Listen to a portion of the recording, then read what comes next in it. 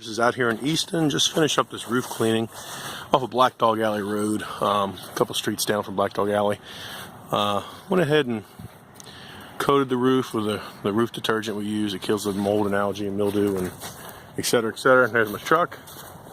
So we've got the treatment's been applied. It's going to it's eliminated the black streaks already. You can't really tell as much because you got the white soap streaks. As the soap hits the algae, it flashes over and creates an oxidation, and it oxidizes the algae and throws off oxygen. You can see the yellow lichen.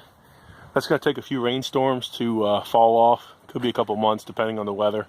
In hotter weather, it comes off faster due to the highs and lows of the temperature.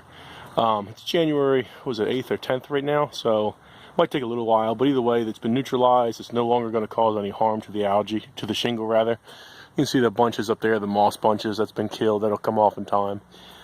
Our procedure is in harmony with the roof warranty. It doesn't harm or void the guarantee that the shingle manufacturers give you, and it's actually we use the detergents that they recommend to use, so it's not going to have any interactions of any sort with your warranty and your roof. So this roof cleaning, half the roof we offer for this home.